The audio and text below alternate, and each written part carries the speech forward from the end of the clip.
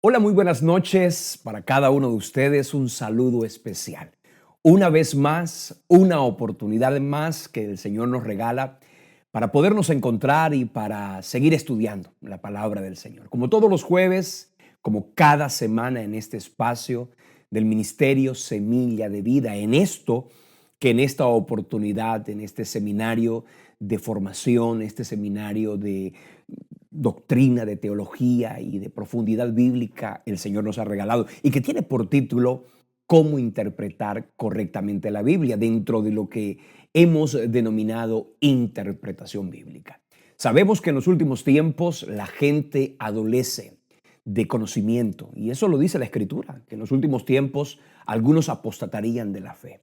Y por eso es importante que haya siempre una convicción frente a la palabra, que permanentemente nosotros estemos enfocados en eso que Dios ha escrito y que tiene vigencia para cada una de nuestras vidas en esta actualidad, como también en cualquier otra de las circunstancias y momentos generacionales que vivamos la tierra en este tiempo o en el venidero. Creemos que el Señor ha hecho posible su palabra para que cada uno de nosotros tenga acceso a ella. Y en esta ocasión, por supuesto, a cada uno de ustedes les damos las gracias por estar allí semana a semana acompañándonos, pero también les invitamos para que hagamos extensiva esta oportunidad a otras personas. Recuerden que estos espacios que son abiertos, pero que tienen un sentido sistemático. Hoy vamos a dictar la sexta clase, digamos, el sexto contenido de este seminario de interpretación bíblica,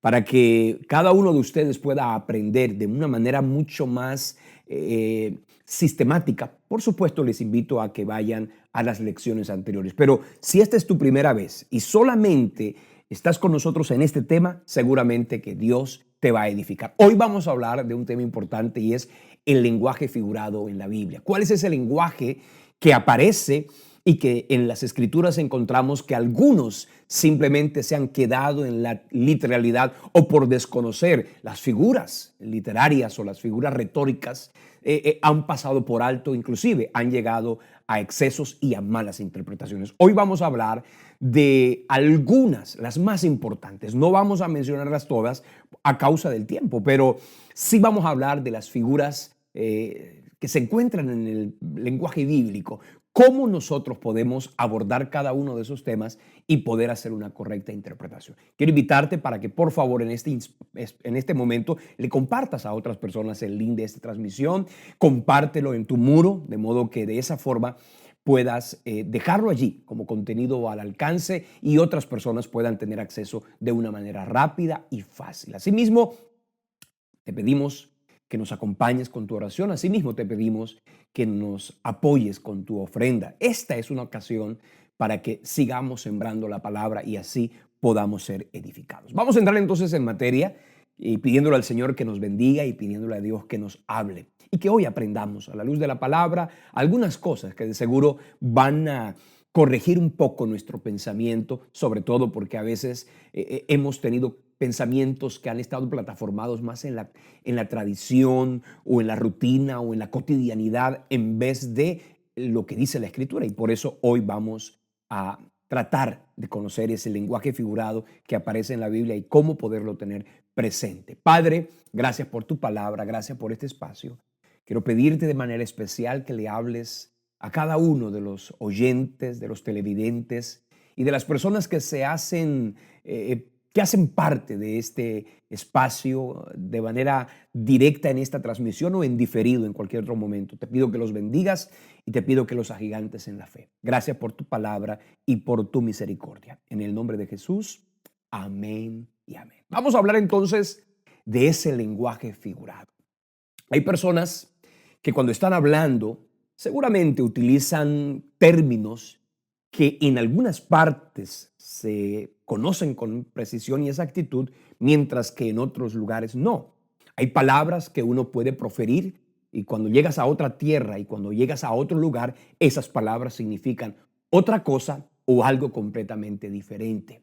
En la Biblia, como en cualquiera de las literaturas escritas encontramos una serie de lenguajes figurados. Y entender esa palabra figurado quiere decir, son expresiones del idioma que en cualquier idioma se dan, pero que en el caso bíblico particularmente son expresiones que están allí consignadas y que no podemos dejarlas meramente en lo que de una ojeada rápida pareciera indicar. Tenemos que ir un poco más allá. Y vamos a hablar entonces esta noche, en esta ocasión, de esas figuras retóricas, esas figuras literarias, de ese lenguaje figurado que aparece en la Biblia y que algunos, por desconocer esa capacidad del lenguaje, terminan interpretando las cosas de una manera literal, por supuesto, haciendo así una distorsión del mensaje principal, del mensaje primario de la palabra. Vamos a hablar hoy de esas figuras y la primera de ellas es la metáfora.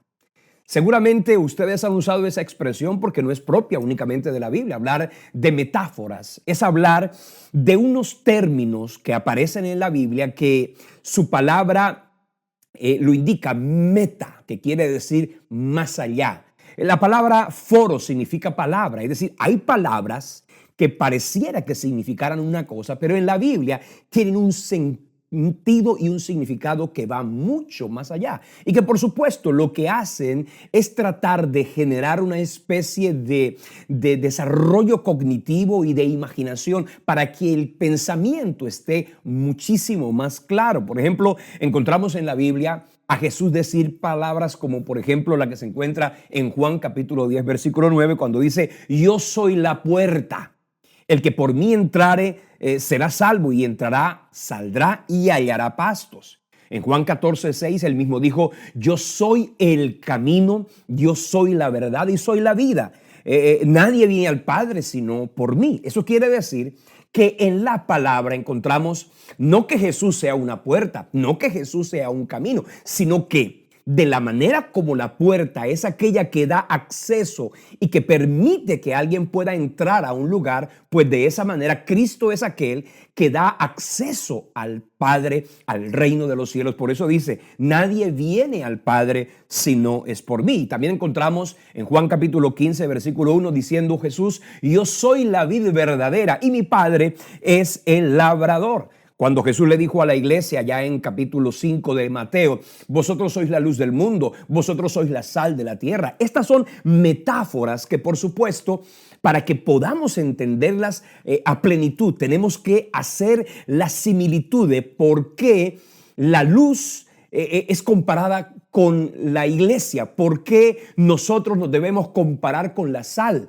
Y en ese sentido, pues vamos a enriquecer muchísimo mejor el mensaje que encontramos en la palabra de Dios. Encontramos a Jesús diciendo: yo soy la luz del mundo. Y esto, por supuesto, no solamente es la forma a través de la cual Jesús se relaciona directamente con el propósito con el cual Él vino a alumbrar las tinieblas de esta tierra, sino que además Él quiere que nosotros a su luz podamos andar y llevar a otros al camino de la fe. La fe es la luz que alumbra, como dice el texto, el lugar oscuro en el que hoy día muchísima gente se encuentra. Cristo es la luz. Si estás viviendo un momento de tribulación, de angustia y pareciera que todo está oscuro, pues recuerda, Jesús es la luz. Tú puedes correr a Él y Él alumbrará tus caminos y Él guiará y dirigirá tus pasos y te llevará a un lugar de victoria y de bendición plena. Así que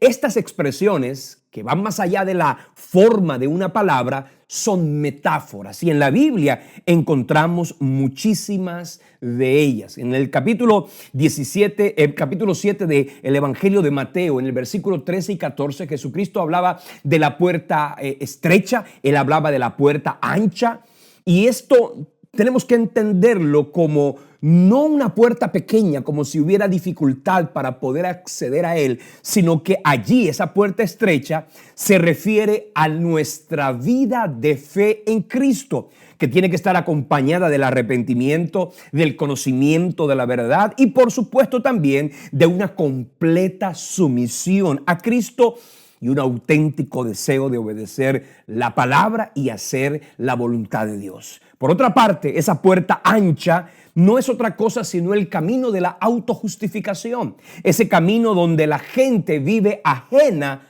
a la vida de Dios. Entonces, este tipo de expresiones que aparecen en la Escritura tenemos que mirarlas desde el sentido figurado en el que las escribió el Espíritu Santo por mano de los escritores que en su momento hablaron.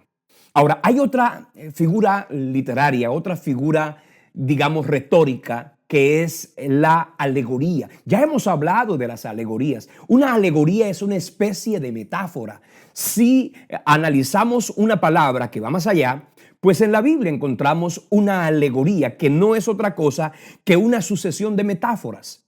Por ejemplo, usted va a encontrar en la Escritura, no solamente en el caso de un objeto o de una circunstancia, sino una sucesión de metáforas, como por ejemplo al leer el capítulo 15 del libro de Juan, en el versículo 1 y 2, ahí encontramos varias metáforas juntas. Cuando se juntan esas varias metáforas, entonces allí en un lenguaje organizado y por supuesto bien enriquecido, lo debemos mirar como una alegoría. Ahí dice Jesús en el capítulo 15 de Juan: yo soy la vid verdadera, mi Padre es el labrador.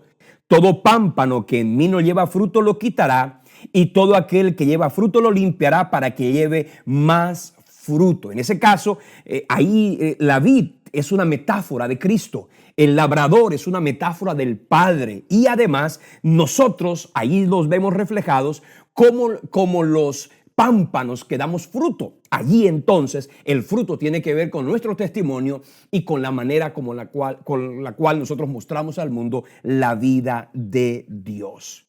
En el capítulo 5 del libro de Efesios, de la carta a los Efesios, la Biblia habla de la armadura de Dios. Y escuche bien, esto es una alegoría.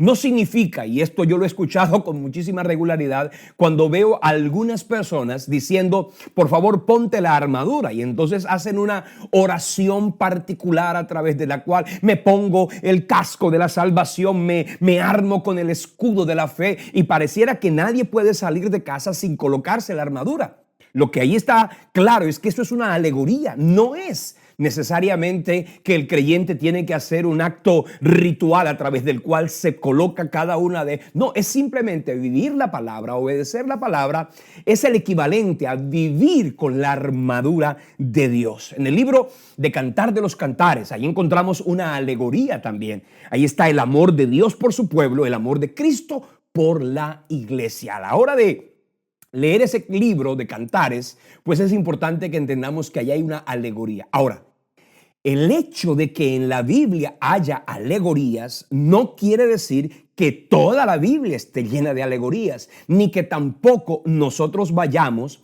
a tratar de interpretar toda la Biblia a través de la alegoría, porque eso se llamaría alegorización. Y esto no solamente es incorrecto, sino supremamente peligroso. Y ya lo mencionábamos en clases anteriores cuando hablábamos de los distintos métodos de interpretación y dijimos que hay un método que se llama el método alegórico. Una cosa es que la Biblia tenga alegorías, pero otra cosa es que yo siempre vaya a la Biblia pretendiendo encontrar en todo una alegoría, porque allí no estamos haciendo lo que lógicamente nosotros tenemos que analizar. Entonces debemos mirar el sentido simbólico que estas palabras traen para no quedarnos con la forma, sino que nos quedemos con la sustancia, con el fondo, que es lo que en realidad quiere el Señor expresar. Ahora, hay otra figura que se llama la metonimia. La metonimia es una especie de metáfora. La diferencia de la metonimia con la metáfora es que la metonimia es un vocablo que va más allá del nombre. Es decir, es un término que no necesariamente significa eso, sino que va mucho más allá y tiene que ver mucho con el efecto. Le voy a explicar en sentidos prácticos cómo en la Biblia encontramos metonimias.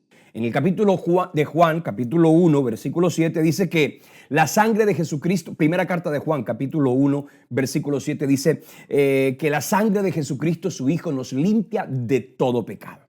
Allí la expresión la sangre de Cristo es una metonimia.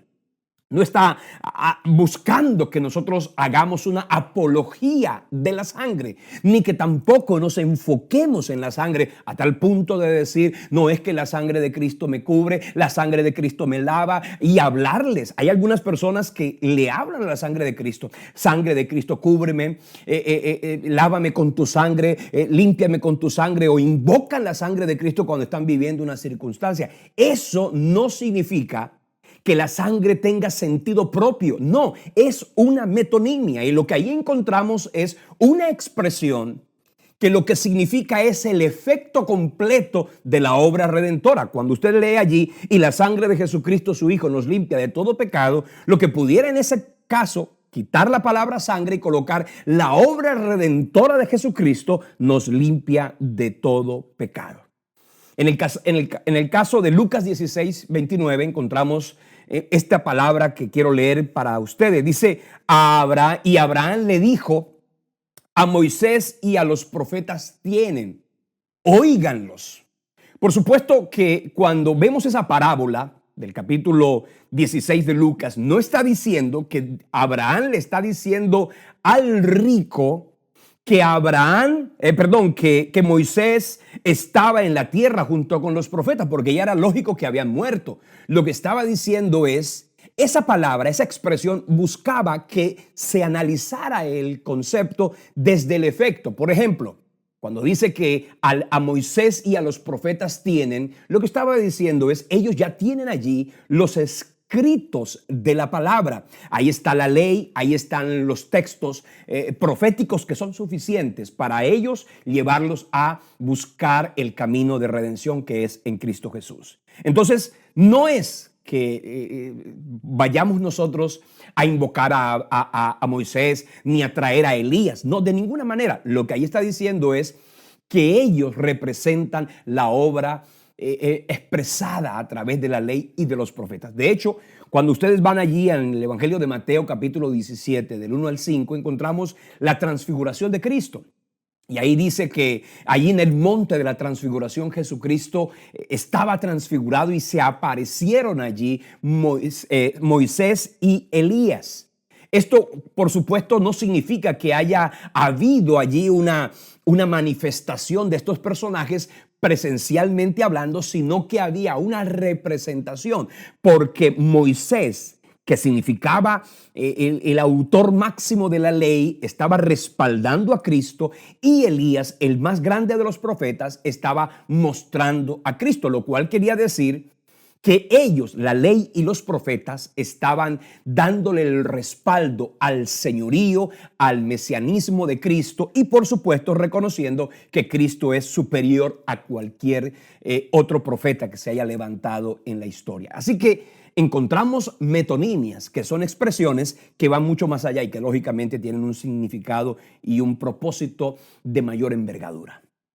Hay otra figura retórica, literaria y de lenguaje figurado, que es el tipo. Escuche bien esta expresión porque es muy importante analizar. Las metáforas, que consisten en hechos, personas u objetos, pero que tienen un significado en el porvenir. El tipo es una especie de metáfora. Sin embargo, y hay que aclarar que el concepto tipológico en la Biblia lo vemos de esta forma, y es expresiones que aparecen en la Biblia, en la Escritura, sobre todo en el Antiguo Testamento, y que tienen como propósito mostrar algo que en el futuro y particularmente en el Nuevo Testamento se iba a cumplir. De hecho, si ustedes leen Colosenses capítulo 2, versículo 17, mira lo que dice. Por tanto, nadie os juzgue en comida o en bebida, en cuanto a días de fiesta, luna nueva o días de reposo.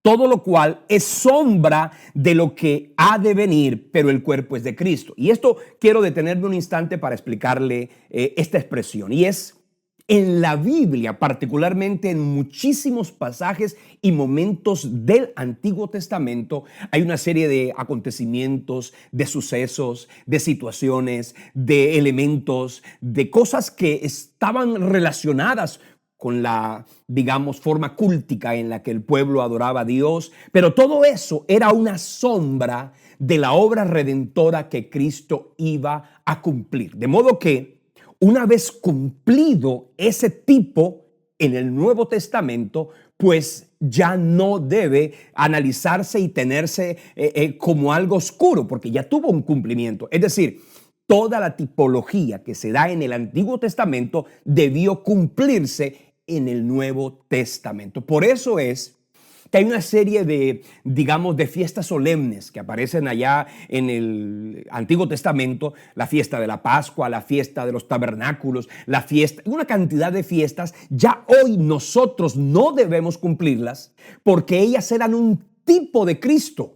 De modo que si Cristo cumplió la obra redentora, pues ya nosotros no estamos obligados ni a observar la Pascua, ni tampoco a observar la fiesta de los tabernáculos, ni la fiesta de los panes sin levadura, ni de ninguna manera. Encontramos pasajes como por ejemplo el que se encuentra que nos enseña muchísimo el sentido de que Cristo es nuestra Pascua. En el capítulo 12, por ejemplo, para darle un ejemplo muy particular que tiene que ver con la Pascua, en el capítulo 12 del libro de Éxodo, en el versículo 3, dice: habla a toda la congregación de Israel y diles, en el día 10 de este mes, tómese cada uno un cordero según las familias de los padres, un cordero por familia. Ese cordero del capítulo 12, que es el cordero pascual, era un tipo de Cristo, tanto que en el Nuevo Testamento, allá en el capítulo de Juan, capítulo 1, versículo 29, leemos lo siguiente: el día vio Juan a Jesús que venía a él y dijo: he aquí el Cordero de Dios que quita el pecado del mundo. Es decir, ya nosotros no tenemos que sacrificar ningún cordero, porque Cristo es nuestra Pascua, como dice la Escritura en 1 Corintios capítulo 5, versículo 7, donde dice: nuestra Pascua, que es Cristo, ya fue sacrificada por nosotros. Si nosotros viéramos este pasaje y analizáramos lo que tiene que ver con la tipología, tú no verías a una cantidad de cristianos en cualquier parte de la tierra argumentando que hay que judaizarse, argumentando que hay que usar el talit, que hay que usar la kipá, que hay que celebrar las fiestas solemnes, porque simplemente ellas eran un tipo de Cristo. Cuando Cristo cumplió y sacrificó la obra redentora en su muerte, entonces ya no hay necesidad. Un tipo, cuando es cumplido, ya no tiene razón de volverse a repetir. Y aquí lo encontramos de una manera poderosa. Así que, mi hermano, esto para aclarar que este tipo es una figura retórica, un lenguaje figurado que ya no debemos cumplir con la rigurosidad con la que algunos han pretendido volver a los rudimentos de la ley, que por supuesto son inmensamente excesivos y que tenían como propósito mostrar primero la imposibilidad de los hombres y también mostrar que Cristo es el cumplimiento perfecto. Otra figura retórica que encontramos en la Biblia es el símbolo. Y esto es muy importante que usted lo tenga claro. La tipología es exclusiva de la Biblia. La simbología no es exclusiva de la Biblia. De hecho, ustedes pueden ver en la vida cotidiana y normal, ver, por ejemplo, que la paloma es un símbolo de la paz. Ya mundialmente, universalmente se ha visto que la paloma es un símbolo de la paz. En la Biblia, fíjate que lo utilizo para que se den cuenta que en la Biblia la paloma no significa la paz, no es símbolo de la paz. En la Biblia la paloma es símbolo del Espíritu Santo. Entonces, para que no vayamos nosotros a meterle a la Biblia la simbología que tiene el significado humano, más bien nosotros tomemos la simbología que tiene exclusivamente la Biblia. Hay simbologías en la Biblia y símbolos en la Biblia que son exclusivos de ella. Entonces tenemos que analizarlo de esta manera. Un símbolo es una cosa real, visible, que además representa algo invisible. Cuando la Biblia dice en Mateo 16, 18 y habla de las llaves, allí las llaves representan autoridad. Cuando leemos, por ejemplo, esa expresión de la cruz, ese concepto, la cruz es un símbolo. Algunos le han dado, y este es el problema de los símbolos, que algunos le dan demasiada preponderancia al símbolo y no al significado. Cuando nosotros hablamos de la cruz, por ejemplo, no estamos diciendo que la cruz tiene un poder extremo ni que la cruz tiene la capacidad de ahuyentar los espíritus, de echar fuera demonios. No, no, no. Cuando nosotros entendemos que la cruz, que es un símbolo del amor de Dios para con los hombres, la cruz es simplemente un símbolo que representa toda la obra redentora. De la misma manera como pudiéramos decir que la sangre es símbolo o es una metáfora más bien de la obra redentora, la cruz es un símbolo. Nosotros no podemos darle a los símbolos valores sagrados. Nosotros no podemos coger un símbolo y darle a ese símbolo una connotación tan sublime que dejemos de lado la esencia para concentrarnos en el símbolo. Por eso hay mucha gente adorando la cruz e ignorando a Cristo.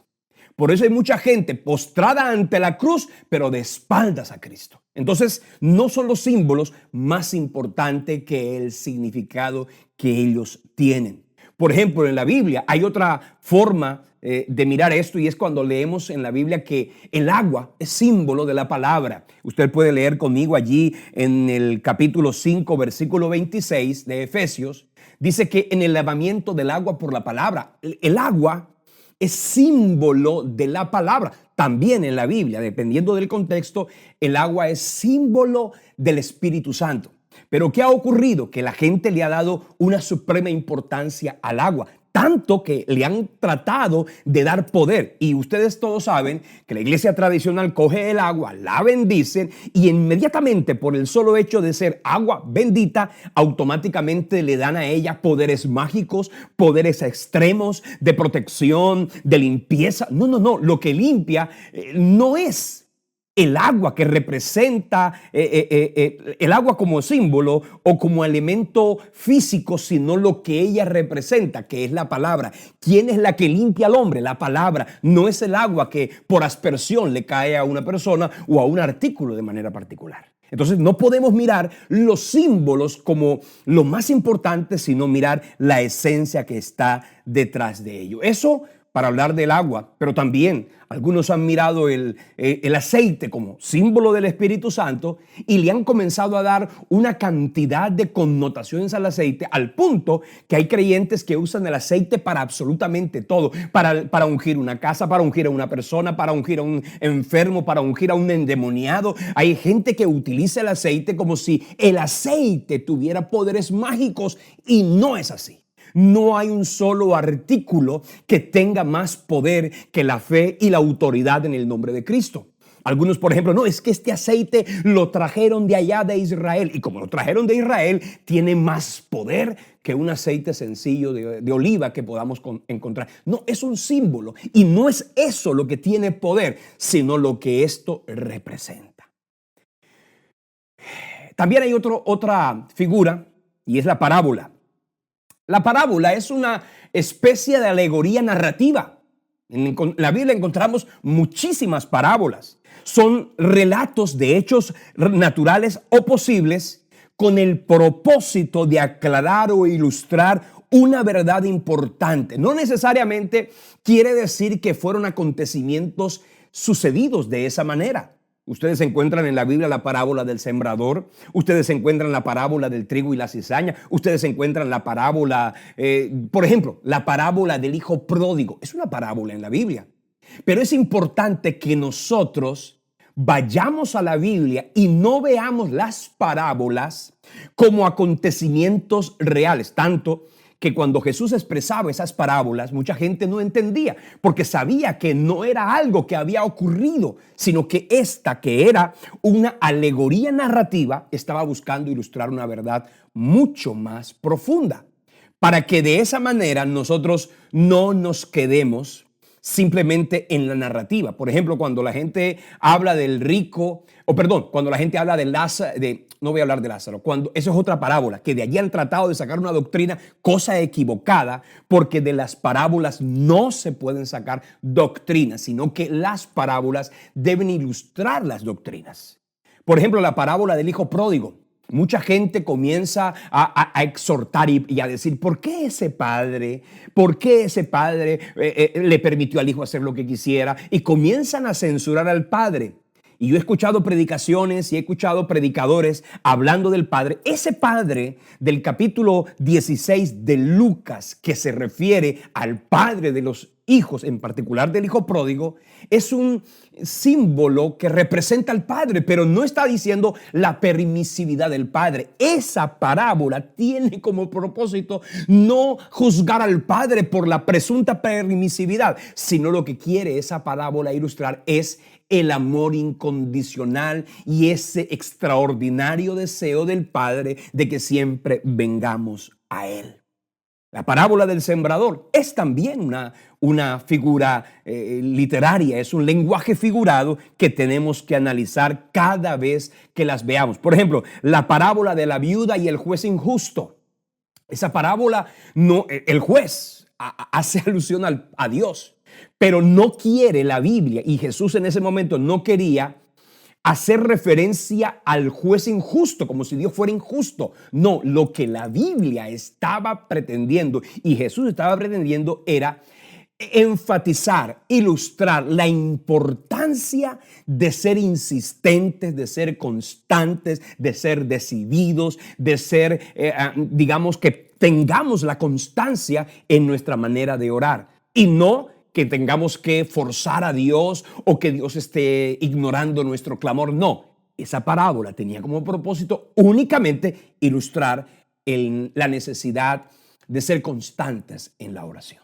Entonces, esto es importante que lo analicemos. ¿Cómo debemos interpretar nosotros las distintas parábolas que hay en la Biblia? Porque no podemos entrar a cada una de ellas. La parábola del sembrador, que es tan hermosa, que el sembrador salió a sembrar.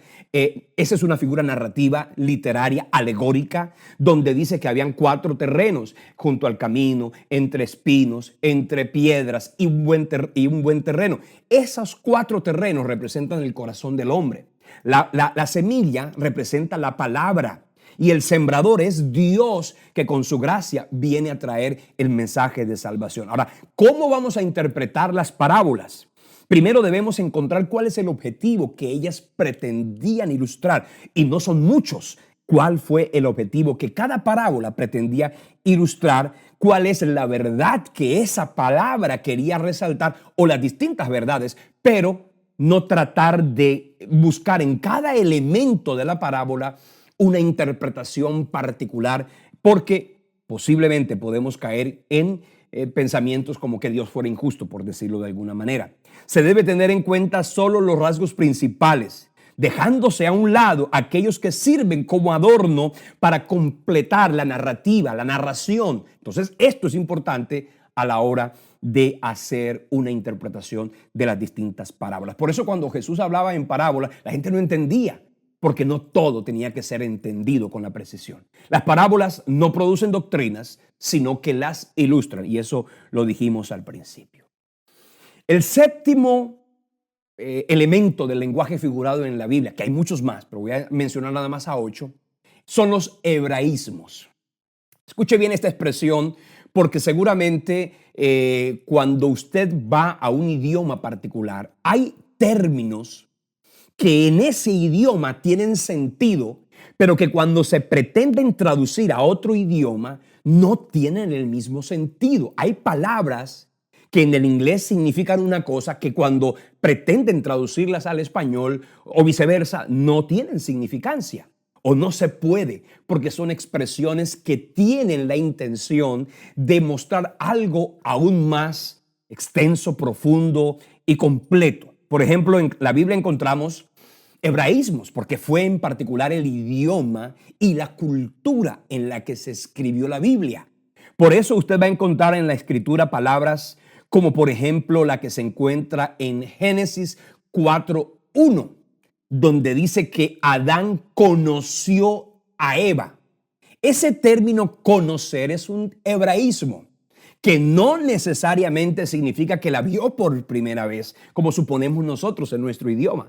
Ese término conocer se refiere a las relaciones íntimas, a las relaciones sexuales. De la misma manera, cuando vemos que José no conoció a María sino hasta que hubo nacido el niño, quiere decir que José no tuvo intimidad con María hasta que Jesús no nació, porque Jesús debía nacer de una virgen, y así lo decía la profecía, y así tenía que cumplirse. Pero ahí está diciendo, ese término conocer es un término, es un hebraísmo que aparece en las Escrituras. Por ejemplo, hay otro término que tienen alguna relación con esto, que es como el concepto de descubrir la desnudez. En Levíticos 18, versículo 6, la Biblia habla de descubrir la desnudez, que nadie descubrirá la desnudez. No quiere decir que ver a una persona de la familia de pronto sin el vestuario es un pecado, o que un hijo pueda ver a una mamá desnuda, o que la mamá no pueda ver a su hijo desnudo, o lo que sea.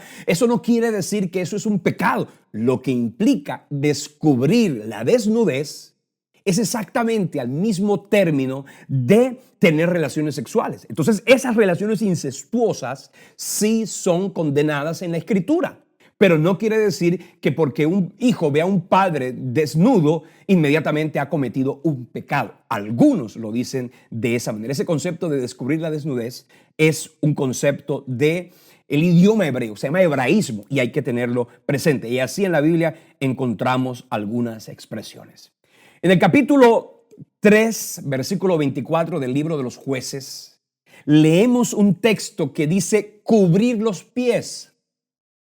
Si usted analiza ese término, cubrir los pies, ¿qué significa cubrir los pies? Algunos suponen en la lógica que se cubrieron los pies. Pues la Biblia, ese término es un hebraísmo que significaba tener necesidades fisiológicas, por ejemplo, ir al baño.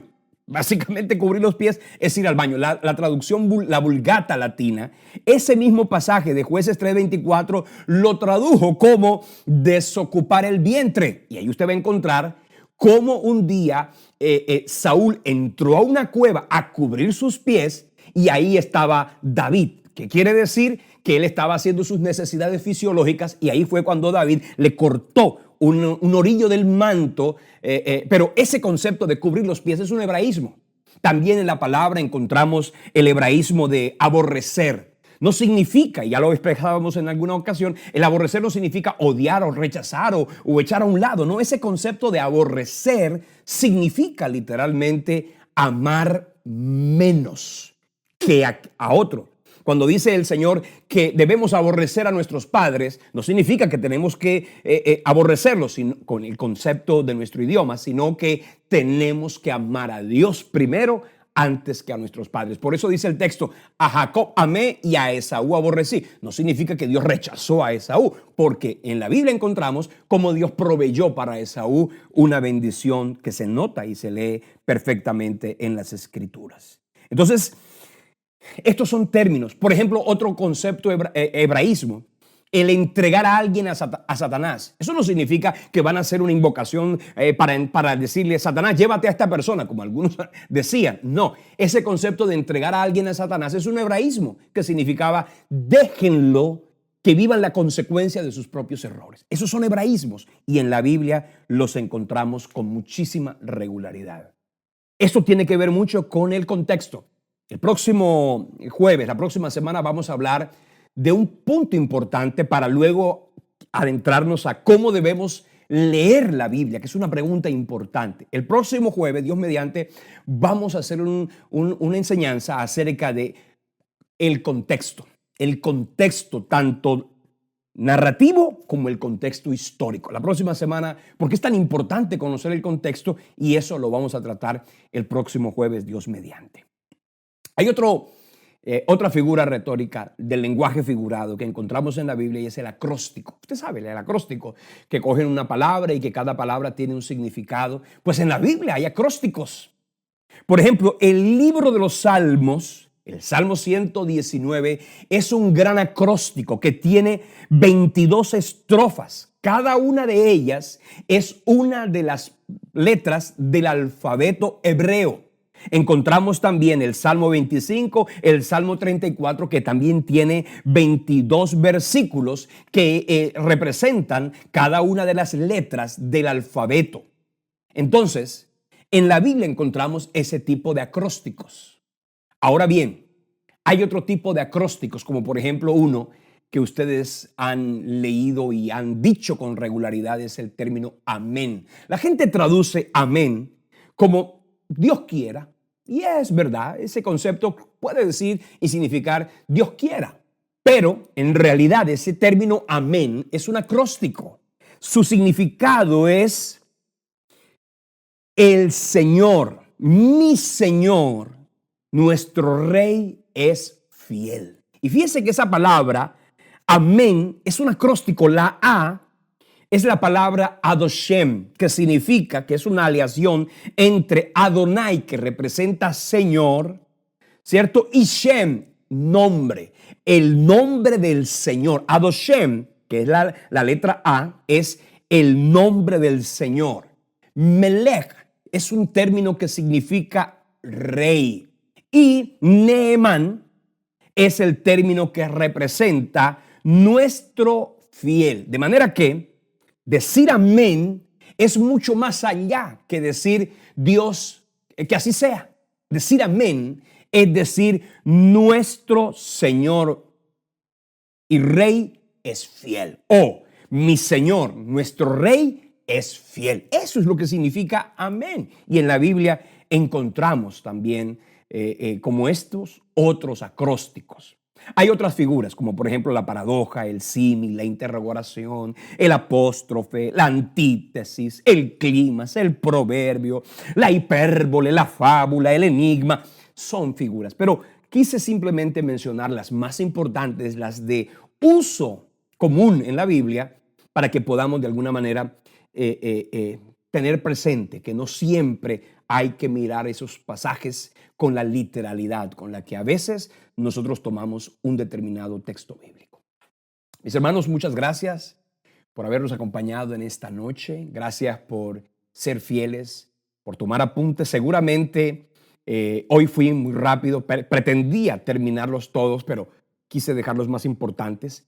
Y simplemente puede usted repetir la enseñanza y tomar apuntes. Y de esa manera tener presente qué es una metonimia, qué es una metáfora, qué es una fábula, qué es cada uno de estos pasajes. Porque, ojo, la gente a veces dice, no, la Biblia es una fábula. No, la Biblia tiene fábulas, pero la Biblia no es una fábula. Porque inclusive las fábulas, la gente supone que una fábula es una narrativa fantasiosa y sin sentido. Pues la Biblia tiene fábulas. Pero lo importante de las fábulas es el significado que ellas producen. Y la Biblia no es una fábula, aunque tenga fábulas. Hay que analizar los hebraísmos. Eso posiblemente lo vamos a tratar el próximo jueves cuando hablemos de el contexto, que eso nos va a ayudar un poquito más a entender los aspectos generales de la interpretación bíblica. Gracias por acompañarnos. Recuerde, bendíganos con su oración. Acompáñenos difundiendo nuestro contenido, de interpretación bíblica o también los distintos alientos del cielo que Dios los ha usado para llegar al corazón de muchas personas, de edificar a tantos que como todos y cada uno de los procesos que tienen que ver con la fe y de Dios siempre llegan de una manera particular y puntual. Acompáñanos con tu oración, acompáñanos también con tu ofrenda. Necesitamos de tu ayuda, necesitamos de tu apoyo. Queremos y tenemos muchos más proyectos que realizar. Queremos adentrarnos a otras plataformas digitales. Queremos llegar a hacer mucho más amplio nuestro portal digamos, de oferta para que la gente pueda ser mucho más edificada. Si usted tiene voy a decirlo de esta forma, si usted tiene una empresa, si usted tiene un producto que usted quiera que nosotros desde aquí promovamos para que usted sea bendecido y además usted pueda bendecir este ministerio, que gracias a Dios ha llegado a muchas más personas. Ha habido una cantidad de personas que hoy hemos conocido a través de este ministerio Semilla de Vida y ha sido gracias a la misericordia y a la bondad de Dios. Si ustedes quieren que nuestra plataforma sirva como para ayudarles a difundir sus productos y de esa manera usted puede sembrar en este ministerio, hágalo y así vamos a poder llegar a un mayor número. También quiero recordarles algo importante, hay una información para que usted pueda hacer sus donaciones a este canal. Está una cuenta en Colombia que se llama Bancolombia, que ahora mismo aparece la información. Hay una cuenta Nequi en Colombia, que es el 301-409-5721. Es una cuenta Nequi que está asociada con la cuenta de Bancolombia. Además de eso, aquí en los Estados Unidos hay una cuenta de Bank of America que está asociada a una cuenta Cel, que es el 401-359-8337. Usted puede sembrar allí también. Hay una plataforma, digamos, mundial que es el PayPal. Allí usted puede también sembrar y de esa manera todos juntos vamos a hacer que esta palabra siga llegando a muchas más personas y muchas más vidas. Que Dios me les bendiga, que les guarde y les acompañe en todo lo que hagan y que todo lo que sus manos toquen sea prosperado. Dios les bendiga y hasta una próxima oportunidad. Bendiciones.